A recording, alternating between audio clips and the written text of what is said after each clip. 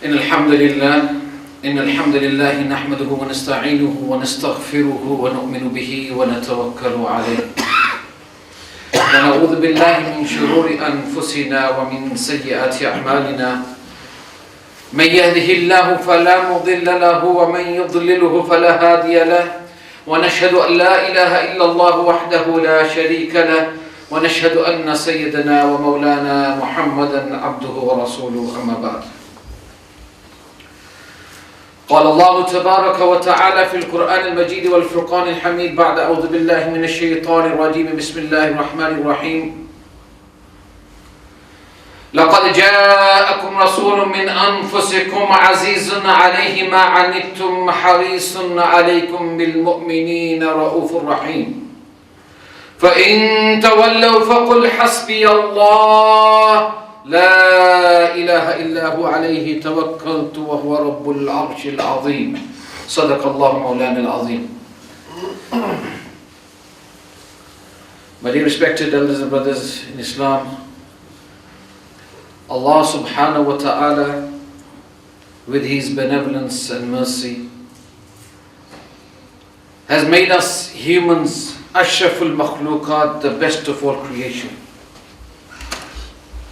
And without a shadow of a doubt, my dear brothers, when Allah subhanahu wa ta'ala molded this human being in the first form, in the form of Adam alayhi salatu wassalam, Allah subhanahu wa ta'ala says in a hadith al-Qudsi, خَلَقْتُ بِيَدَيَّ, I created Adam with my hands.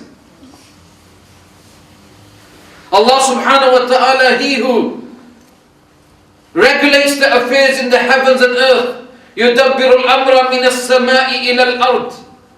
Everything that happens, has happened or will happen, is happening with Allah subhanahu wa ta'ala's wish and desire and command. What He desires happens. Whether we make our plans, we make our plotting, we make our schemes, but Allah subhanahu wa ta'ala is the greatest of all planners. My dear brothers, the topic is very vast, Sirat, subhanallah. If you just take this very word, and the brother who was just speaking, I think as I came in, he was speaking about Khatb al-Nubuwwat, subhanallah. Who am I to speak about the praises of the Prophet Muhammad sallallahu alayhi wa sallam? As a sha'ir and a poet says truly, ما إن مدحت محمدا بمقالتي ولكن مدحت مقالتي بمحمدا. I cannot praise the Prophet Muhammad sallallahu alaihi wasallam with my words. It is my words that have been praised by mentioning such a great name. Wallah, before I start, I would request all the brothers to read the salah upon the Prophet sallallahu alaihi wasallam. Allahumma salli ala Muhammadin wa ala ali Muhammadin kama sallaita ala Ibrahim wa ala ali Ibrahim innaka Hamidum Majid. Allahumma barik ala Muhammadin wa ala ali Muhammadin kama barakta ala Ibrahim wa ala ali Ibrahim innaka Hamidum Majid.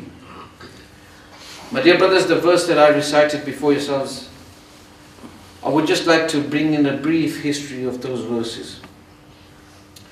According to the Mufassirin and the Ulama, the last complete surah that was revealed to the Prophet Muhammad sallallahu alaihi wasallam, and I'll reiterate the words, the last complete, I'm not saying the last verse, last complete surah that was revealed to the Prophet sallallahu alaihi wasallam was no other but Surah At-Tawbah. Bara ibn Azib radiallahu ta'ala narrates that this was the last complete surah that was revealed to the Prophet Muhammad sallallahu alaihi wasallam. Yes, there were other verses, individual verses, categorically regarding other references and other issues. Yes, they were revealed. وَاتَّقُوا يَوْمًا تُرْجَعُونَ فِيهِ إِلَى اللَّهِ. And according to some, يَسْتَفْتُونَكَ فِي الْكَلَالَةِ. These are some of the verses that have been mentioned that were the last of the verses that were revealed, but regarding particular issues and events. But the complete surah that was revealed, subhanallah, if you look into this surah, subhanallah, it summarizes the whole life of the Prophet sallallahu alaihi wasallam. My dear brothers, we are lucky.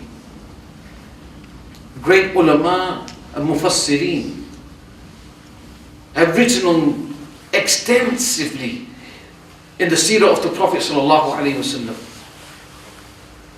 And lately there are people who have written the seerah of the Prophet sallallahu alaihi wasallam which tafsir such details and explanations and details that subhanallah they've used many ways of explaining the seerah of the Prophet sallallahu alaihi wasallam. One of the great sheikhs of the very present who has passed away recently, a few decades back, he wrote the whole seerah of the Prophet sallallahu alaihi wasallam from the beginning to the end without using a word that has a nuqta, has a dot in it. Likewise, we see Maulana Shibli Nomani, subhanallah, a seerah. This is when we have time. In a few minutes or a few hours, you cannot go through seerah. As Aisha radiallahu ta'ala anha was asked about seerah, what was seerah? Kana khuluqul Quran. You want to read the seerah? It's the Quran. From the beginning, Alhamdu wan nas is all the seerah of the Prophet. This young chap who was reading Surah Duha, my dear brothers, if you just go into the tafsir of that, what the ulama go into, subhanallah, Allahu Akbar. How Allah subhanahu wa ta'ala beautifully mentions about the Prophet sallallahu alaihi wasallam, and not his Allahu Akbar to encounter the seerah. No, he takes one part of the body of the Prophet ﷺ and he mentions it in such a beautiful way that until the day of judgment people will come and try to praise the Prophet ﷺ through that, but they will not be able to justify the rights of Allah. وَالضُّحَى وَاللَّيْلِ إِذَا سَجَدَ. Subhan. But I won't go off the track because I had a certain topic that I wanted to bring up to ourselves. My dear brothers, today, coming to reality, yes, we may have heard many fiery speeches, and I'm accustomed to many fiery speeches, but one thing is for a true fact and issue today, my dear brothers, and I would like to highlight this issue. My dear brothers, this human body that we have, what is keeping this body intact? Limb by limb, part by part, what is the issue that is keeping this body intact? And we'll all come to an answer. It is the ruh inside the human being, the spirit. Until the spirit, and as long as the spirit remains in this body, these limbs will stay together, these organs will be functioning. But as soon as the ruh, the amr of Allah subhanahu wa ta'ala is taken away, then no power on this earth can keep this body together. Wallah, this body will start disintegrating. You will see the limbs disparting and disattaching itself from this body slowly but slowly and disintegrating into the earth and becoming soil. An old person may be at the age of 90, but if he's got the ruh in there, my dear brothers, his limbs will be still intact. There may be some illnesses that may, for some medical reason, the limbs have been removed, but his whole body will be intact. But as soon as that spirit is left, and even if he's a young lad, if the ruh leaves, then my dear brother, there's no power on this earth that can keep that body together. Is there, my dear brothers, do we agree on this? Yes. Likewise, my dear brothers, this is what I want to bring today's society into. We love speaking about the Prophet Muhammad, and there is no doubt the praise of the Prophet deserves much than we can say. But the real true picture of the Prophet's embodiment of obedience were the Sahaba radiallahu anhum. When the Sahaba accepted the Prophet as a Prophet, subhanallah, they would not listen. They would not hear to any other viewpoint. That was the be and all, the word of the Prophet sallallahu alaihi wasallam. Hazrat Muaz bin Jabal radiallahu anhu. Read this story about this youngster. 17, 18 years old, he comes into Islam, into the fold of Islam. He comes to the Prophet sallallahu alaihi wasallam, into Madinatul Munawwarah, accepts Islam. And subhanallah, he is with the Prophet sallallahu alaihi wasallam. To such an extent, one day the Prophet ﷺ said, Ya Muaz, come, listen to me. SubhanAllah. He says, Ya Muaz, inni uhibbuk. Oh Muaz, I love you. I love you for the sake of Allah. Subhanallah, what an honor. And what does Mu'adh say back? He replies, Ya Rasulullah, inni uhibbuk. Subhanallah. Oh Prophet, I love you also. Then the Prophet says, Ya Mu'adh, if you want to do some favor to yourself and me, read this dua. Allahumma inna ala dhikrika wa shukrika wa husni ibadatik. After your first prayer, read this dua. It's a help for you and to me. And my dear brothers, when Mu'adh bin Jabal was appointed as the governor of Yemen, and the Prophet ﷺ led him out of Medina to Munawwarah, Mu'adh bin Jabal sitting on the camel, while the Prophet Muhammad ﷺ is walking Mu'adh bin Jabal through the outskirts of Medina, he stops at one place and says, Mu'adh, listen to me. لَعَلَّكَ تَمُرُّ عَلَىٰ قَبْرِ بَعْدَ أَحْيَانٍ. Mu'adh, maybe after this time you may not see me. Can you imagine, can any words relate to you the sentiments of Mu'adh? It is said he started crying like a baby. He became so emotional that he could not control himself. What is the Prophet ﷺ saying to me? This may be the last time I see my beloved. He who has said to me, Inni uhibbuk, and I've replied to him, Inni uhibbuk. This may be the last glance that I will ever have of this great person. Subhanallah, my dear brothers. May we sacrifice ourselves, our wealth upon such people who showed us the path of devotion. You know what the Prophet said to Mu'adh? Ya Mu'adh, listen! And subhanallah, in such an emotional spur of the moment, Mu'adh stops suddenly. Because for a Sahabi to hear the Prophet say something, stop, that was an immediate stop. There was no consideration. There was no hesitation. He stopped, even he controlled his emotions at that time, my dear brothers.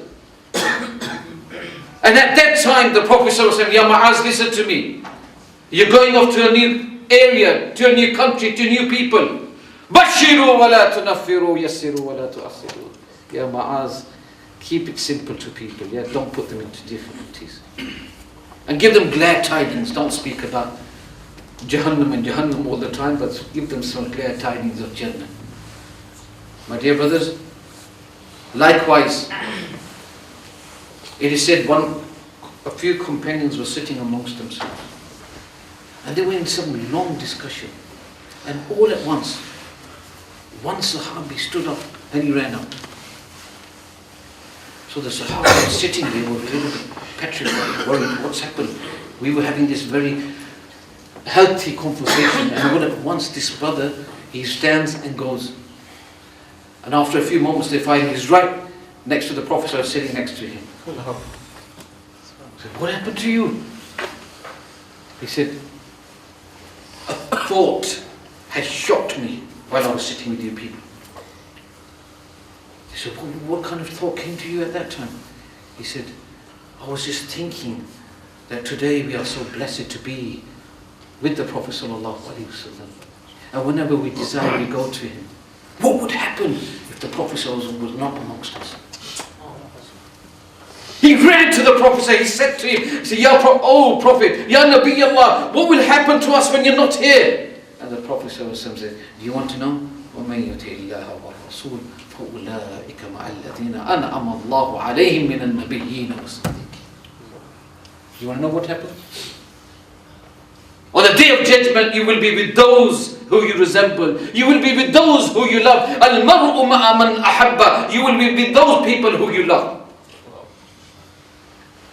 My dear brothers, when you see and read about the seerah of the Prophet ﷺ, Hazrat Anas bin Malik radiallahu ta'ala, who was a young child, given to the Prophet ﷺ, 10 years with the Prophet ﷺ. He says, Wallahi, ma masastu dibajan wala hariran alyan min kaffi Rasulullah sallallahu alaihi wasallam. I've never touched anyone's palms or hands so softer as the Prophet sallallahu alaihi wasallam. ولا شممت أنبرا وإطرة أطيب من رائحة رسول الله. I have never smelt any fragrance in this world that can resemble the fragrance of the Prophet. And Anas bin Malik says that once me and Sulaim sitting next to the Prophet while he was resting. This comes in Sahih Tirmidhi, Sahih Muslim. When the Prophet is resting and Sulaim takes a small bottle and she's doing something with it. The Prophet's eyes open up and say, Ya Sulaim, what are you doing? And she said, Ya Rasulullah, I was just getting your perspiration to mix it up with the fragrance I have, because there's no fragrance like the fragrance of Allah. My dear brothers, we speak about the brilliance of the sun. What does Jabir, Allahu Akbar? He says that once I was sitting with the Prophet ﷺ, and this was a night. فَرَأَيْتُ رَسُولَ اللَّهِ صَلَى اللَّهُ عَلَيْهِ وَسَلَّمَ فِي لَيْلَةِ أَضْحِيَةٍ. It was a brilliant night, must be the 14th, or the full moon night. The sky was lit with the moon that was shining. فَرَأَيْتُ إِلَى رَسُولِ اللَّهِ صَلَّى اللَّهُ. I looked at the Prophet with one glance. وَإِلَى الْقَمَرِ. I looked towards the moon. وَعَلَيْهِ حُلَّةٌ حُمْرَاء. Subhanallah. He had this cloak that had stripes, red and white stripes. And he said, Wallah, Wallah, huwa ahsana indi min al-laylat al-qamar. Wallah, the Prophet's beauty and his look and his appearance was much beautiful than the full moon. That's why Abu Hurairah says, when I see the Prophet كَأَنِّي رَأَيْتُ الشَّمْسَ, as though looking at the sun, the brilliance of the suns showing through the face of the Prophet. And my dear brothers, today I'll just speak of one aspect, subhanallah. You know the verses that I read just a few minutes ago. These are the last two verses of Surah At-Tawbah. They have many virtues. These are those two verses, one of the two verses that when the compilation of the Quran was taken,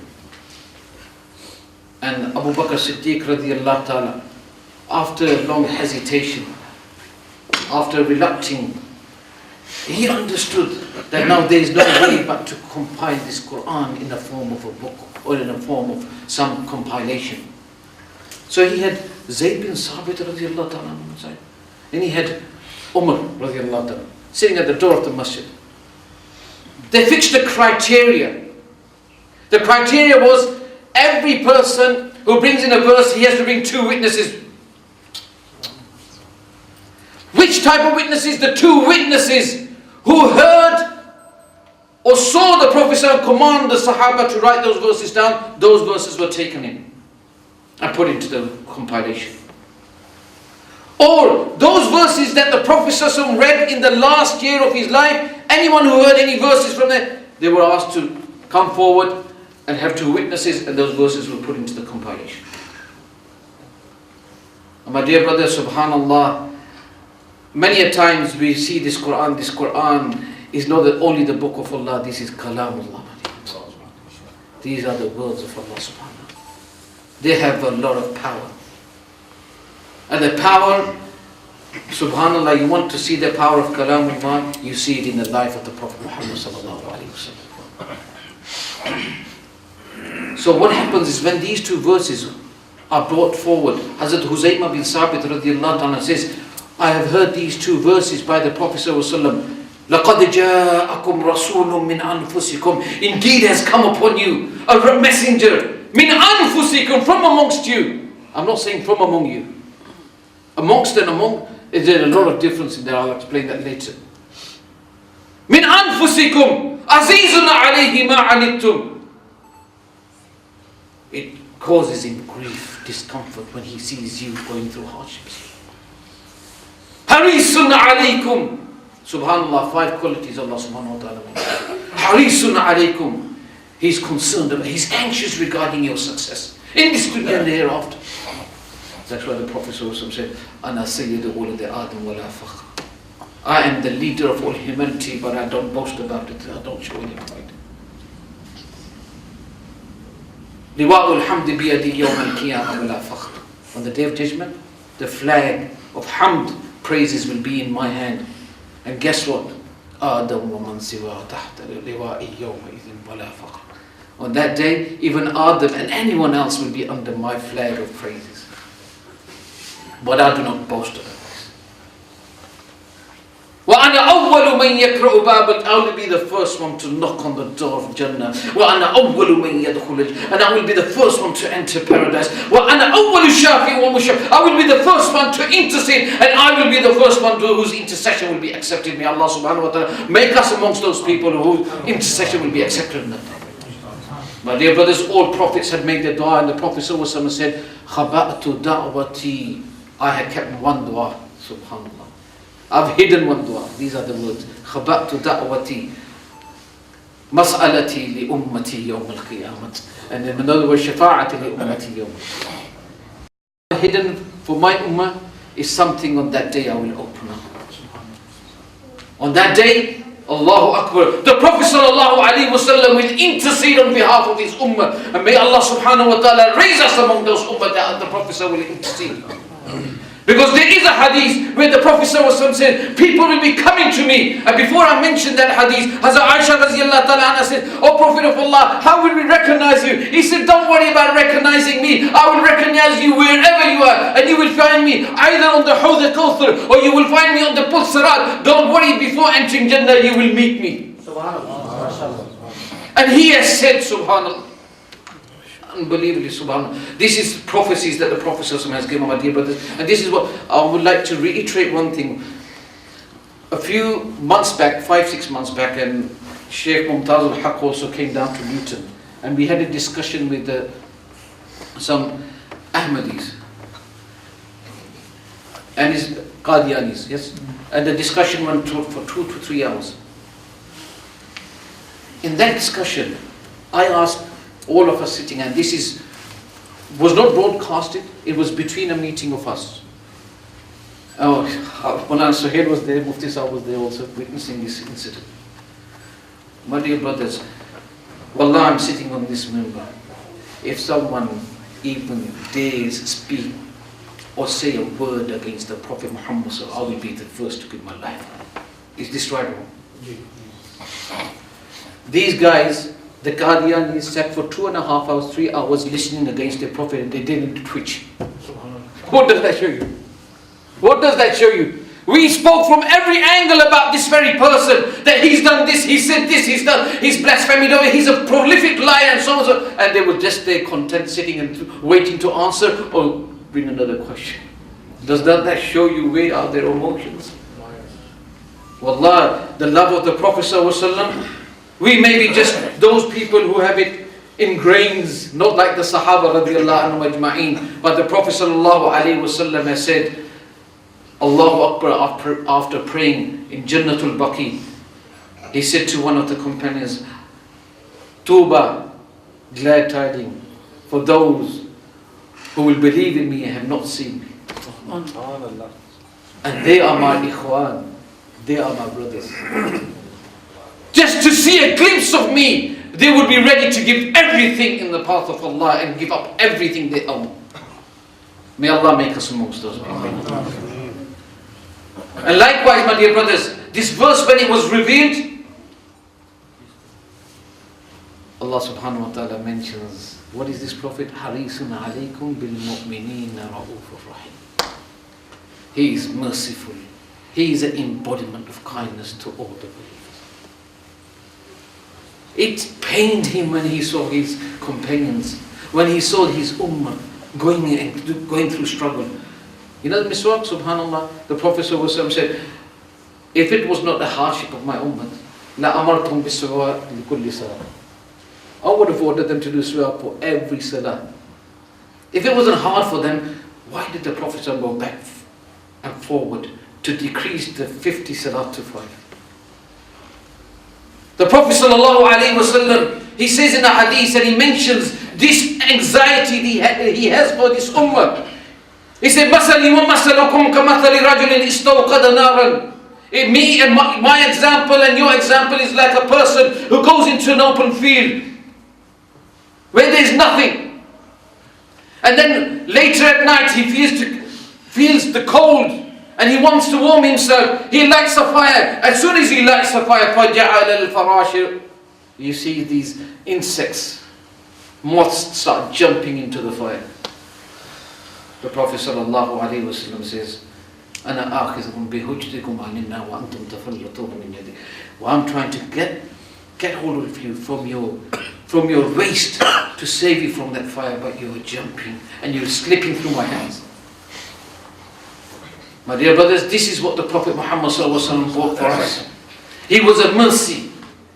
He was mercy to mankind. He was mercy to each and every individual. He was a mercy to all creation. He was a mercy before people were here, and He's a mercy for people after, and He will be a mercy on the Day of Judgment.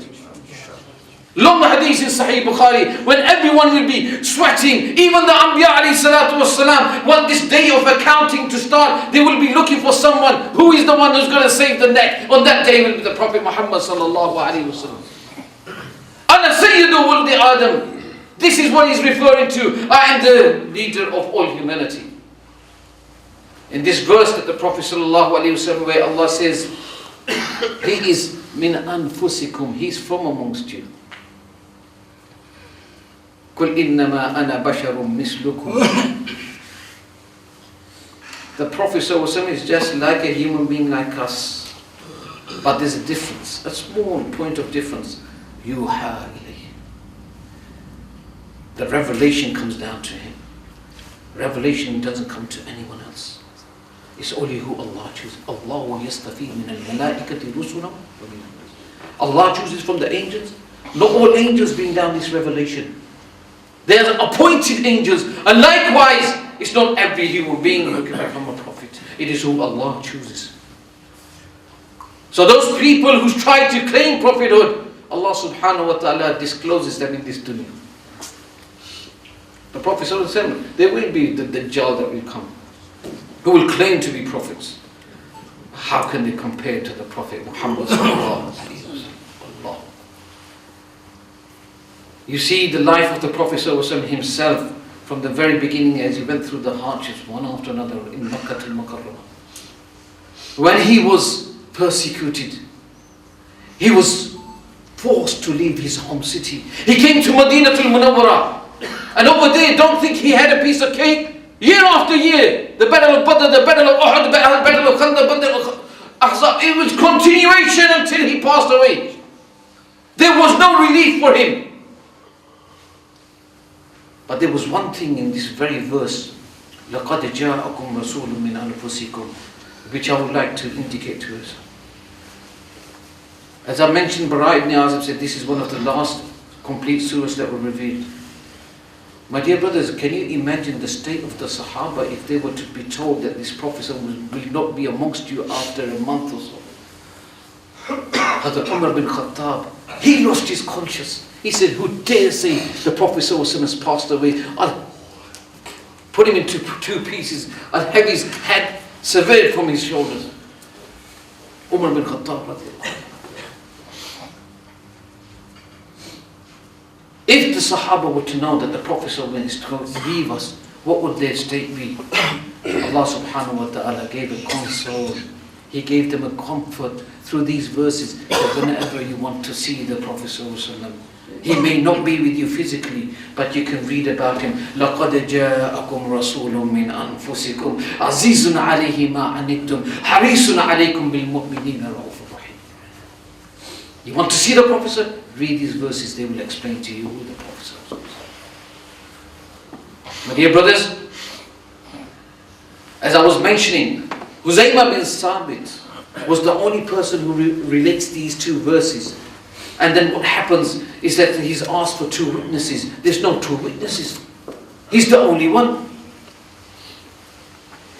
So upon that, he's asked, was there no one else with you when the Prophet ﷺ read this in the last year? Or was there no any other witness to see that this was being ordered?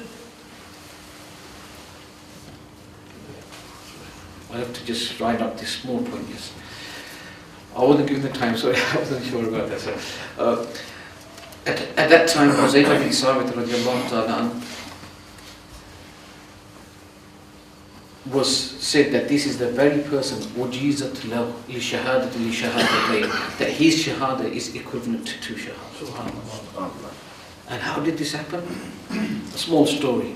The Prophet ﷺ, I'm just cutting it very short, he went out, he saw this Arabi coming in and who was selling his animal. The Prophet said, I'll buy it from you. The Arabi says, okay, this is the price. The Prophet said, give me a moment, I'll just flash and come back and give you the money. He goes home. As he goes home, this Arabi sees another person down the street. He says, and he's interested in the same money. He'll say, oh, can I buy this from you? Yeah, yes, go ahead. And then as he knows the Prophet is going, he quickly shouts out, oh Muhammad, if you want to buy the animal, if you want it, be quick, because I've sold it to this person. The Prophet came out and said, you've already sold it to me, how can you sell it to him?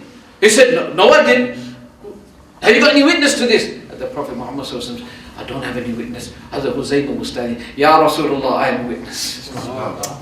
Prophet said, how can you be witness? You were not here, the event and incident. Huzaymah said, oh Prophet of Allah, what is this? This is minor, this is very small, this is very little. We confirm those news, those confirmations and those information that you bring from the sky. What is this information? The Prophet said, oh Huzaymah, you will be a witness whenever needed, equivalent to 2. And it came useful on this very day. But dear brothers, the hands of the Prophet, I wanted to speak about the hands of the Prophet, but I haven't got time. Maybe next time, inshallah. May Allah subhanahu wa ta'ala revive the love of the Prophet also in our heart. And as I started, one thing I would like to make, I gave a small example in the beginning about this body and the ruh. Did I mention why? The reason being, my dear brother, the ruh of this ummah is in the sunnah of the Prophet.